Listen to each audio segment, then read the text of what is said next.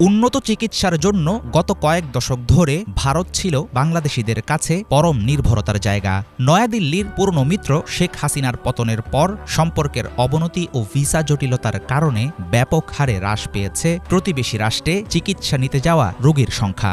Medical tourism খাতে ভারতের অর্থনৈতিক ধস কাটিয়ে ওঠার আগেই নতুন বিকল্প হিসাবে উঠে আসছে চীনের ইউনান প্রদেশের রাজধানী কুনমিংয়ের নাম। এর পাশাপাশি ঢাকার পূর্বাঞ্চলে কয়েকটি হাসপাতাল নির্মাণে সহযোগিতার কথাও জানিয়েছে বেইজিং। ভিন্ন গন্তব্যে বাংলাদেশি রোগীদের যাতায়াত বাড়লে মুখ থুবড়ে পড়তে পারে কলকাতা, চেন্নাই, ভ্যালোর কিংবা বেঙ্গালুরুর নামি বেনামি অনেক হাসপাতাল। চীনের কুনমিংয়ে গিয়ে বাংলাদেশিরা যেন বিনা জটিলতায় চিকিৎসা নিতে পারে সে লক্ষ্যে দ্বিপাক্ষিক আলোচনা ও চীনা ভিসা সহজ করার প্রস্তাব দিয়েছে সরকার। সম্প্রতি চীন সফর থেকে ফিরে এমন তথ্য জানিয়েছেন অন্তর্বর্তী সরকারের পররাষ্ট্র উপদেষ্টা। তার বক্তব্যের পর কুনমিং নিয়ে জনমনে দেখা গেছে ব্যাপক আগ্রহ। ভারতের তুলনায় ভালো মানের সেবা দিতে সক্ষম স্বাস্থ্যসেবার জন্য সুপরিচিত চীনা এই শহর। Kunming medical university, Kunming Yunnan hospital, Richland international হসপিটালের মতো আন্তর্জাতিক চিকিৎসা কেন্দ্রের পাশাপাশি এখানে রয়েছে 400-র বেশি আধুনিক হাসপাতাল ও মেডিকেল সেন্টার। সেবার মানের দিক থেকে চীনের হেলথ কেয়ার সিস্টেম ভারতের চেয়ে অনেকাংশেই উন্নত।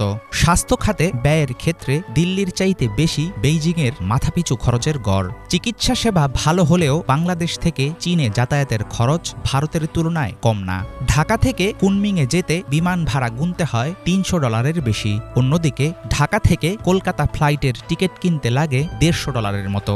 এছাড়াও রয়েছে ট্রেন ও বাসে চলাচলের সুযোগ। সেক্ষেত্রে কুনমিংয়ে চিকিৎসা সেবা নিতে আগ্রহীদের বিবেচনায় রাখতে হবে আবাসন ও দৈনন্দিন খরচের নানাবিধ বিষয়ও। চিকিৎসার নামে প্রতি বছর বাংলাদেশ থেকে বিদেশে চলে যায় প্রায় 60,000 কোটি টাকা। কিছুদিন আগে এমন তথ্য জানিয়েছেন বাংলাদেশ ব্যাংকের গভর্নর আহসান এইচ মনসুর।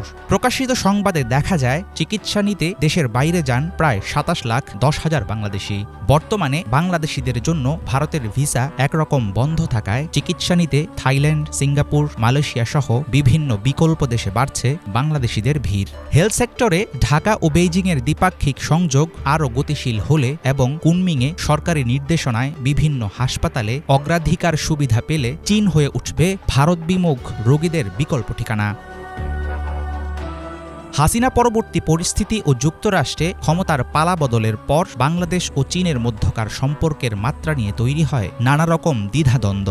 তবে গুরুত্বপূর্ণ উন্নয়ন সহযোগী বেইজিংয়ের সাথে 5 দশকের ঘনিষ্ঠ সম্পর্ক বজায় থাকার বার্তা বয়ে আনল পররাষ্ট্র উপদেষ্টার সাম্প্রতিক সফর।